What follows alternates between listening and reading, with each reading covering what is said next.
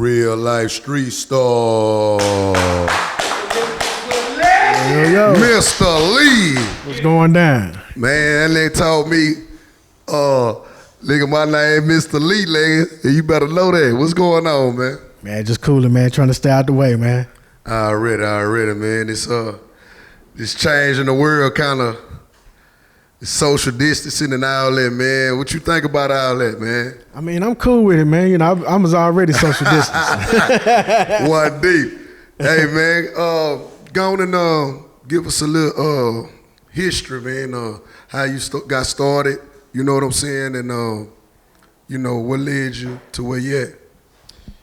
I was born and raised in Louisiana, and I started my music career in Houston. What part of the boot? From Alexandria, Pineville, Louisiana. Oh, really? Yeah. 49, Highway 49. Yeah. So that's where I'm from. And then I landed my deal in Houston. I started out, my first label that I worked with in Houston was Big Time Records. And then I got my big break with Rap-A-Lot when I met Big Chief and he signed me to his production company. And that's when I started making music at Rap-A-Lot. That's crazy. So just looking through your catalog, man, we're going to run down a couple things that you've done did. Man, you've worked with so many legends, bro. It's crazy, man. Nipsey Hussle. Yep, nephew. Blue Laces. Yeah. How did that come about, man? How did you end up working with the legendary Nip? Nipsey had did a mixtape record to off a beat that I did with Lil Kiki called Gotta Be a G. And he shot a video to it. And the guy that was managing me at the time, name was Lee Resnick. He was from New York. And his partner that signed Nipsey was Johnny Shipes.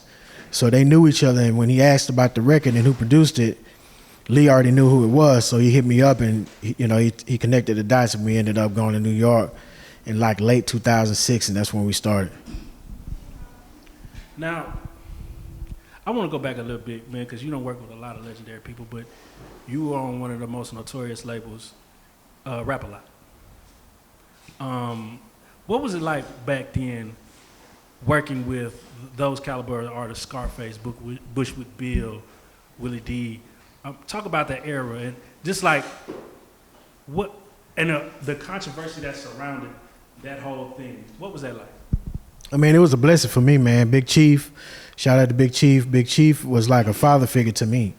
You know what I mean? So, of course, his ties run deep with Rap-A-Lot, and that's how I was able to place all my records. He managed me, but my talent that I had put me in the door. But when you step in the studio with people like Scarface and the Fifth Ward Boys, the seasoned, and you just off the street, then it make you have to really be up for the occasion for that. You know what I mean? So it really made me pause, and it gave me a lot of tools to use to know how to work on the spot and just to be at the top of my game at all times. Now, being around those artists, those type of artists at that time, was it intimidating? Nah, not really, man. It was really all about the music for me. You know, you could be in the studio with a person like Scarface, he don't care if you Dr. Dre or you just a dude off the street. If you jamming, then he wanna vibe with you. You know what I mean? So that was one of the best things that I experienced, is working with people like him and Do or Die, that they just was about the music. It wasn't about clout and who had the biggest records and if I was hot or not and all of that kind of shit. So let me ask you this. You walking into, those music sessions, when was it when you figured out you had something like, oh, I'm good at this? Man, really, when I got with Scarface, that's really, when he gave me the tap on the back, was like, hey, this dude's dope, that's when I really knew I had something then. I always wonder this, to people like me, you're a legend, you know what I'm saying? And you've done legendary records with Scarface, Slim Thug, a lot of Houston artists. You even did something with Tupac. Did you know what you were doing at the time was legendary? Like, or were you just making music and it just was coming out?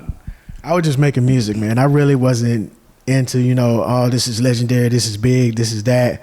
I was really just focused. The way that I was put into the business and the way that Big Chief kind of nurtured my career, he didn't allow me to take time to do that kind of stuff. I remember one time I walked in the studio and I had made a track and I walked out and he was in the lobby. I said, yo, man, I just made a beat. It's stupid crazy, man. I'll come in and check it out.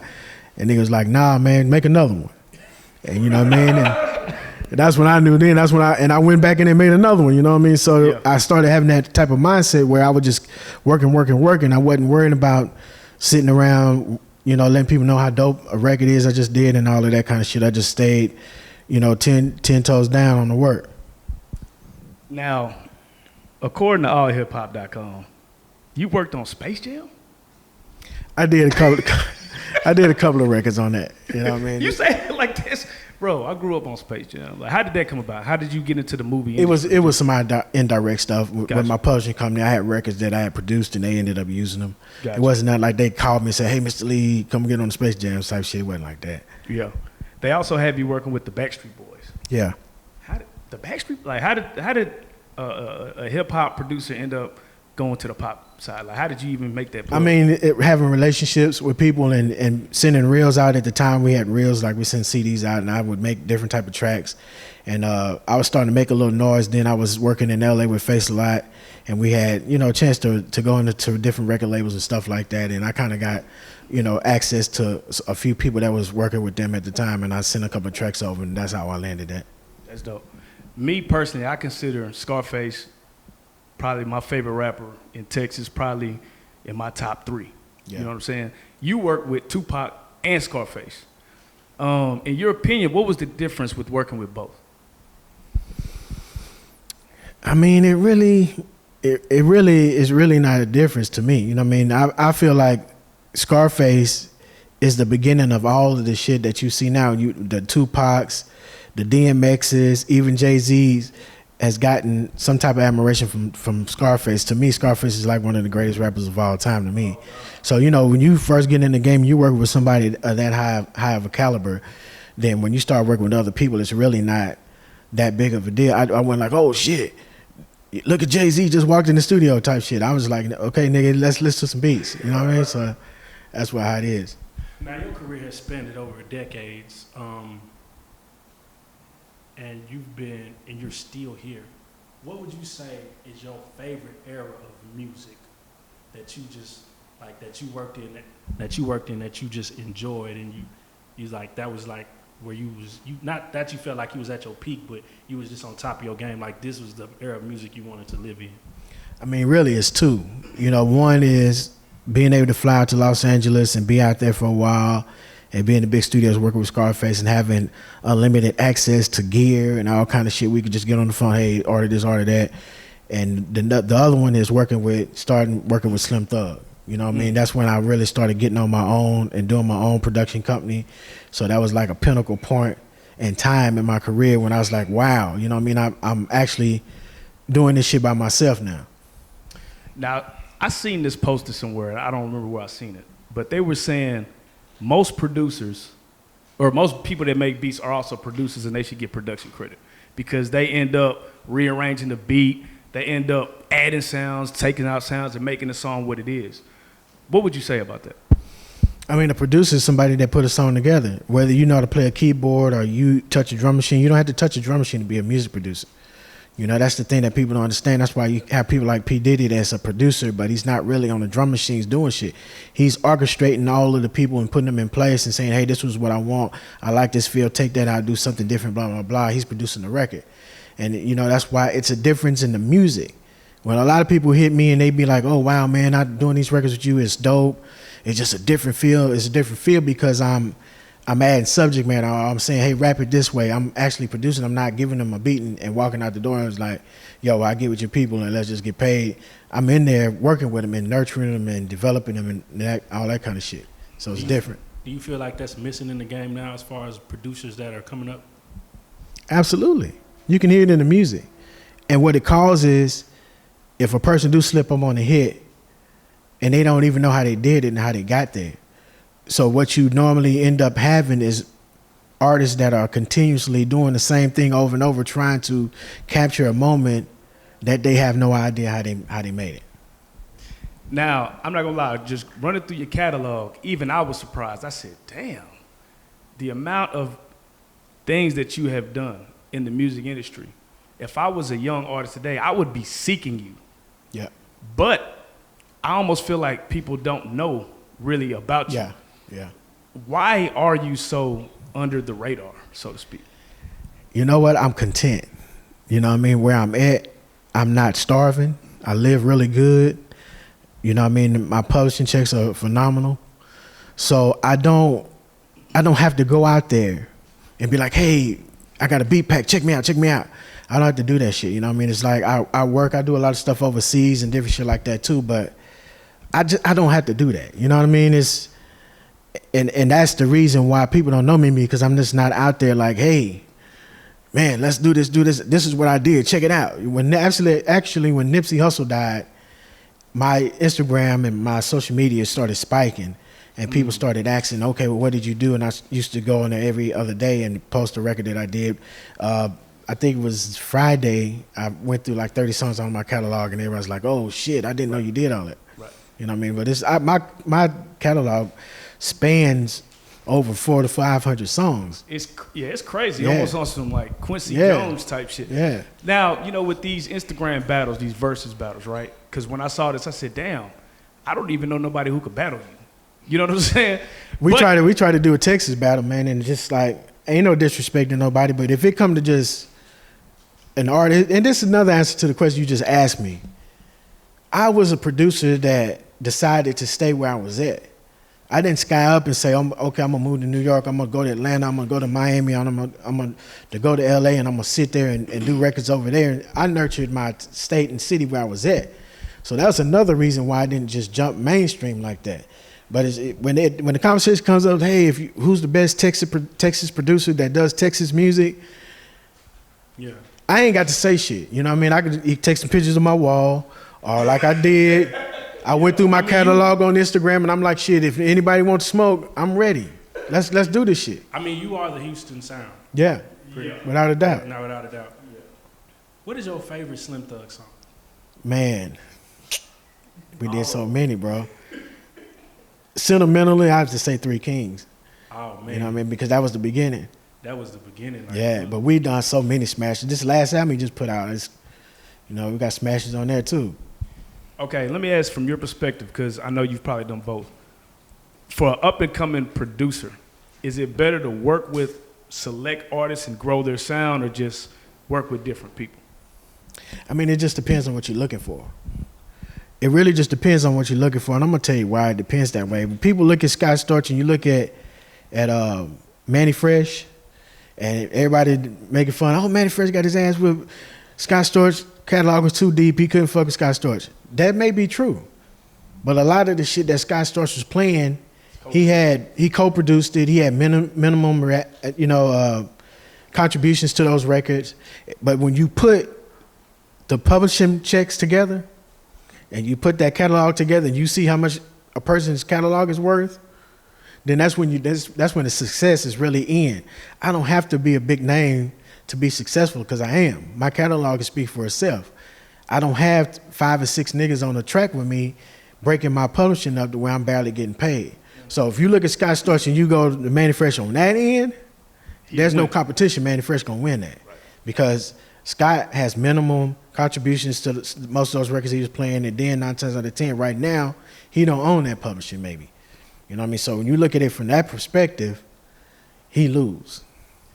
How hard is it for producers to get paid? I always hear that they don't get paid the way they should. I mean, it's really not hard. It's the narrative that they present and that they make available when they give people tracks, and you mailing them all these beat packs, but there's never discussion about how much the tracks are going to be. There's never a discussion to say, hey, if you pick these tracks, I'm going to need a 50% deposit or this and that.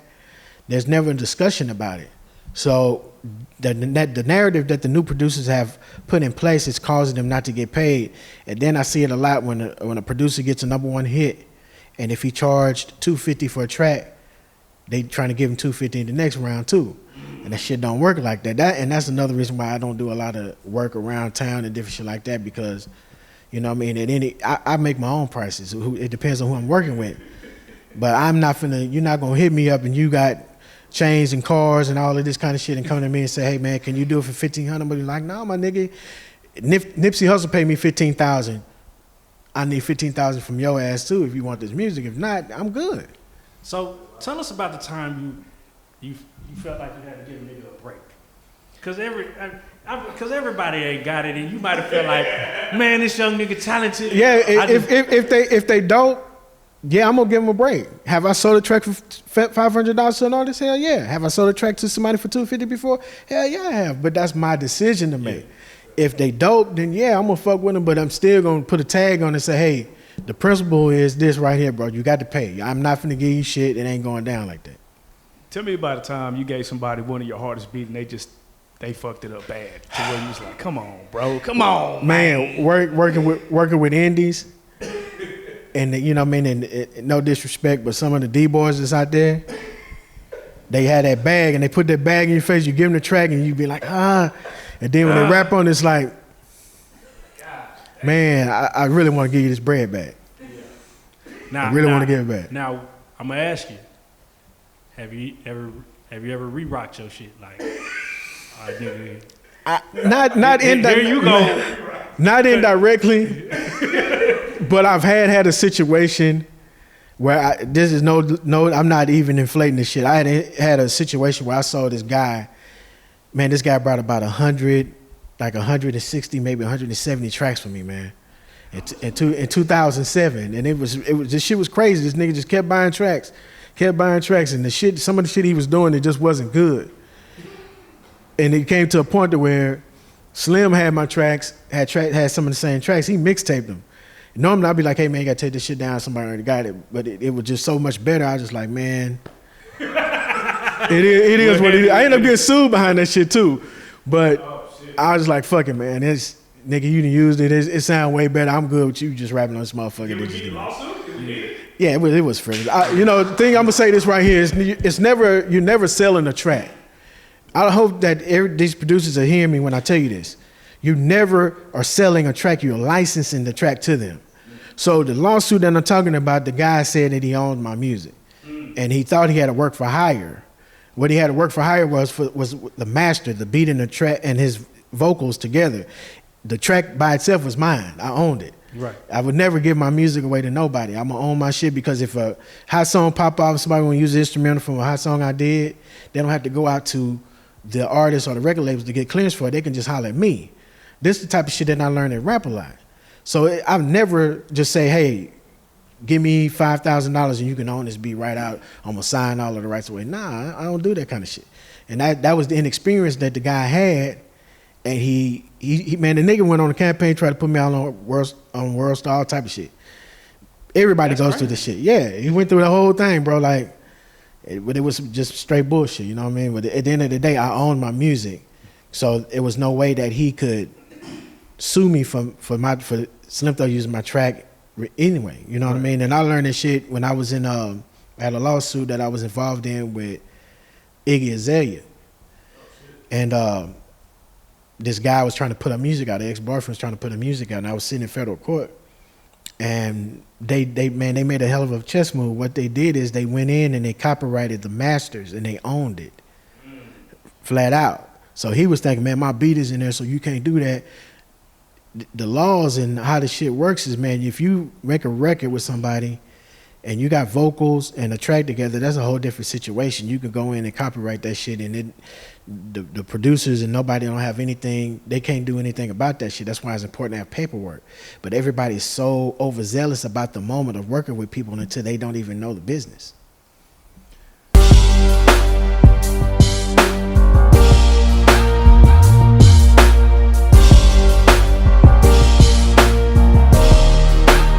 Shout out Reallyfe Street Starz, nigga.